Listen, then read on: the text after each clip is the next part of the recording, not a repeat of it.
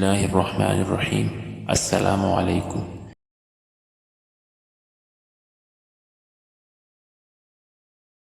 ایک دن وہ اپنی سہیلی کی کسی تقریب میں گئی۔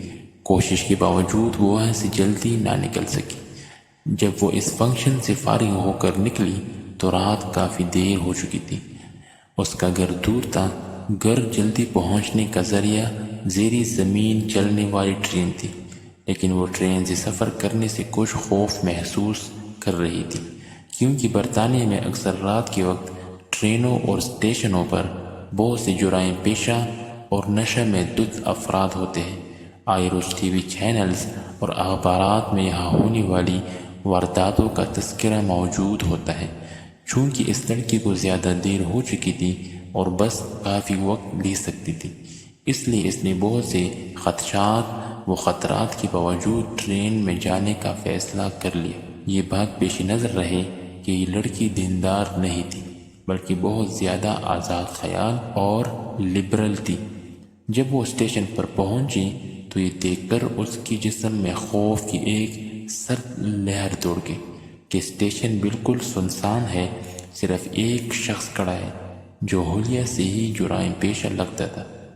وہ انتہائی خوفزدہ ہو گئی۔ پھر اس نے ہمت کی، خود کو سنبھالا، قرآنی آیت کا ورد کرنا شروع کر دیا۔ اسے جو کچھ زبانی یاد تھا، جسے ایک عرصے سے وہ بولی ہوئی تھی، سب کچھ پڑھ ڈالا۔ اتنے میں ٹرین آئی اور وہ اس میں سوار ہو کر بخیریت اپنی گھر پہنچ گئی۔ اگلی دن اخبار دیکھ کر وہ چونک اٹھی۔ اس اسٹیشن پر اس کے روانہ ہونے کی تھوڑی دیر بعد ایک نوجوان لڑکی کا قتل ہوا اور قاتل گرفتار بھی ہو گیا۔ وہ پولیس اسٹیشن گئی۔ پولیس والوں کو بتایا کہ قتل سے کچھ دیر پہلے وہ اس اسٹیشن پر موجود تھی۔ میں قاتل کو پہچانتی ہوں، اس سے کچھ پوچھنا چاہتی ہوں۔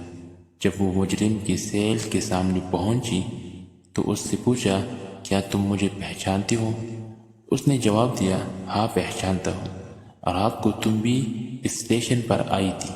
لڑکی نے پوچھا، پھر تم نے مجھے کیوں چھوڑ دیا؟ وہ کہنے لگا، میں تمہیں کیسے نقصان پہنچاتا؟ تمہارے پیچھے تو 2 انتہائی صحت مند اور قد آور باڈی گارڈ تھے۔ یہ سن کر لڑکی حیران ہو گئی۔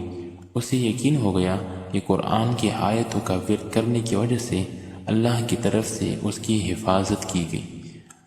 وہ واپسی پر اللہ کی تشکر اور احسان مندی کے جذبات سے مغلوب تھی۔